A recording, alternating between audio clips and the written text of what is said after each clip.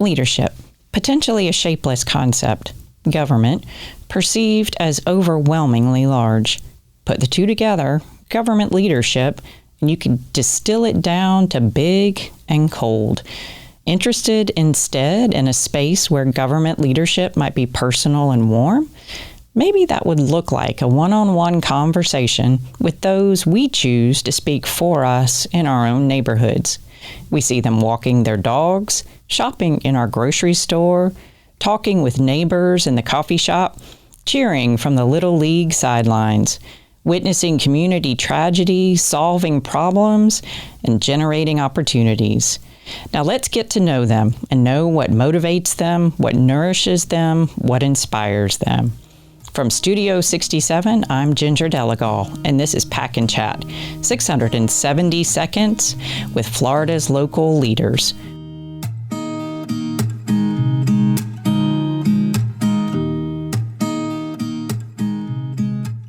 With me in the studio today is Commissioner Nick Maddox from Leon County. Commissioner Maddox, welcome to the studio. Thank you for having me. It's great to see you today. Pleasure's all mine.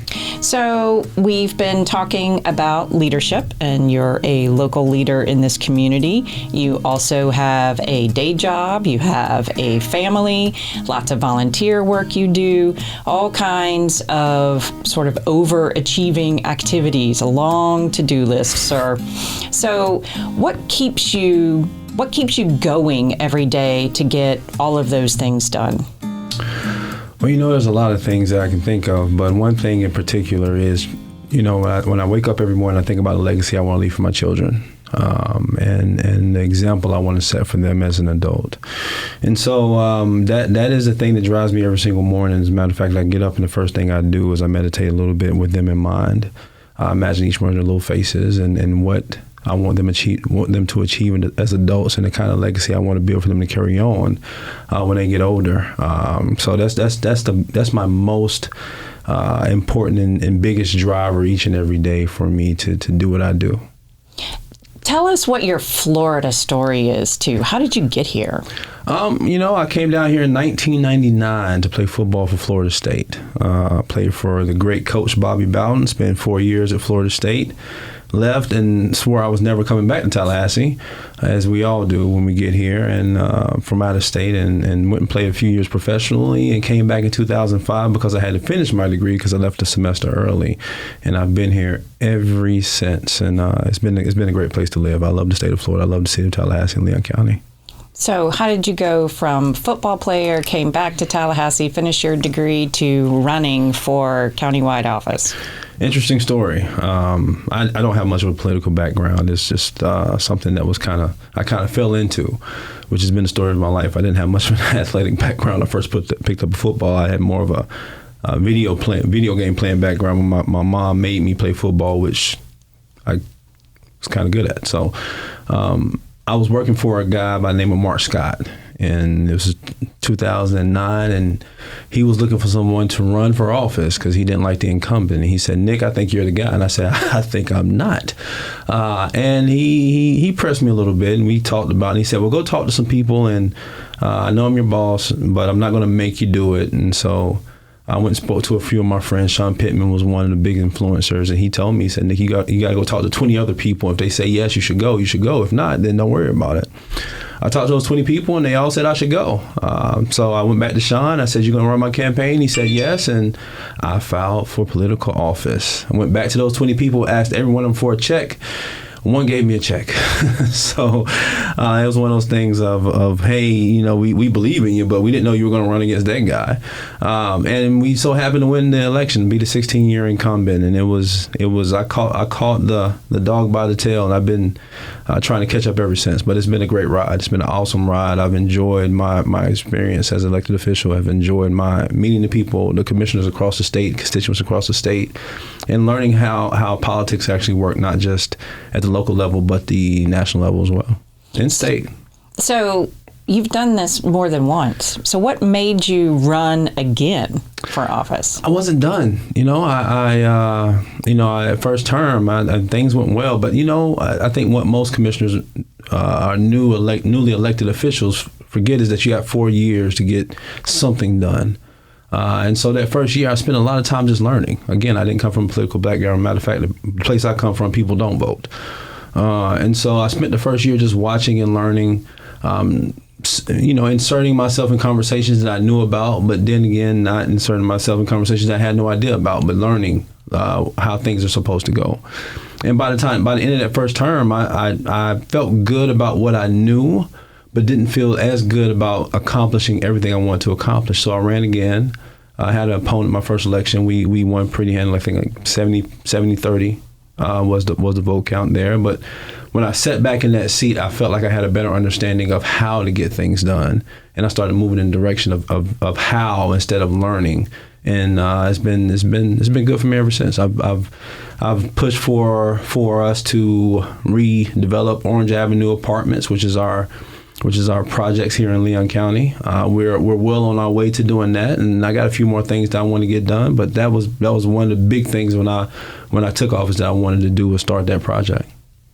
Sounds great. Mm-hmm. So going back to your family, congratulations, by the way, to your daughter on getting in the IB program at Rickards. Thank you. But kind of bringing that forward and talking about starting your day with meditation and legacy and thinking about your kids in particular, bringing that into the world of multi-term county commissioner. When you're sitting there in a public hearing and people are literally yelling and screaming at you, what do you draw upon in that moment even to continue to do the work that you're doing?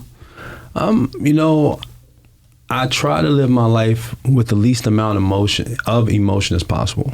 I think that rationality should rule how we govern ourselves as elected officials. And understanding things in that way, you understand why people get emotional. And also, you understand that you have to keep caps on your own emotions, because an emotional decision in most cases is likely not the right decision. And so, I try to take my time through things. I try to think things through. I try to work from the person who's speaking. I try to work from their thoughts, their attitude, their experiences versus working from my own. So most times when I'm sitting on that dais and someone's going crazy over an issue, I try to think about why.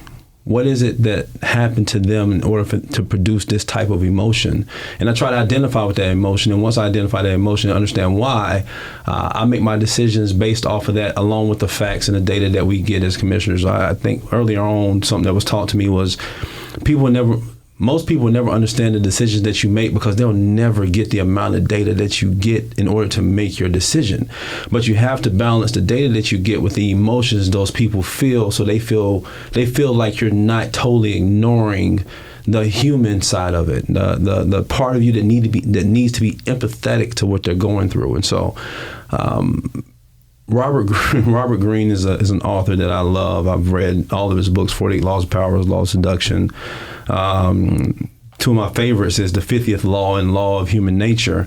And it's all about really taking the time to understand how the human mind works and not letting your decisions be based off of emotion. So I really, really try really hard not to let my emotional self get in front of my rational self when I make decisions as an elected official. Well, I think balance there is also a good way to to sum that up in the moment, that yes, you do have the analytical side and all of the data at your disposal, and then you do have people with raw emotion, especially right now, a year out from COVID, and we've had civil unrest and we had an election and lots of emotional issues coming at you all at the county commission level. So we can just wrap up here, but if you had a backpack that you took with you every day, what would you put in that backpack, figuratively or literally, to help you through the hard times? Well, I've talked about most of it. And that backpack would be those Robert Greene books that I just chose, The 50th Law as well as The Law of Human Nature, a photo of my kids, a pair of black on cloud running shoes with some FSU sweats, and my Whoop band. I can't forget my Whoop band because I got to know my heart rate while I'm doing all this working out. Some AirPods because I got to have music. And last but not least, a full gallon of water. That's what would be. It might be a heavy backpack, but that's what would be in there. No red Kool-Aid? Nah, I'm gonna leave the red Kool-Aid alone for right now. My daughter has me on this whole thing. It depends on the month. I mean, if it wasn't this month, it'd probably be some red Kool-Aid in the whole gallon of water. But my daughter has tasked me as of February 28th. She called me. She said, "Daddy, we're going to do a gallon of water every day for the month of March, and we're only doing water." Except for Friday, Saturday, and birthdays. But Daddy, you don't get to do birthdays. You just get to do Friday, not even Saturday, because you're an adult and you need more water than me. So I'm just doing water these days. She sounds like a girl after my heart. That's my girl. So last question. In those AirPods, what song do you have on repeat over and over? Do you keep going back to? Oh, man, that's a good one. There's so many. Tupac has a song. It's It Ain't Easy. It Ain't Easy. It's specifically written for black men, minorities in general, but it's not. But it really covers a myriad of thoughts. If you really take time to change some of the words, it could fit for you too. It ain't. And the chorus says, "It ain't easy being me," and it's not. I mean, if you think about anybody, even you. I mean, it's not easy being who you are. Think about how many times you place that mask on in places where you really don't want to place the mask on, but you have to because that's what you have to be in that moment, right? How many people know the real authentic Ginger Delegal? How many people know the real authentic Nick Maddox? How many people deserve access to that person? So that would be on repeat because it ain't easy being me. That's a good one. Yeah. So we'll conclude with that. Thank you for being here. So for everybody out in our listening audience, we look forward to talking with you in our next episode.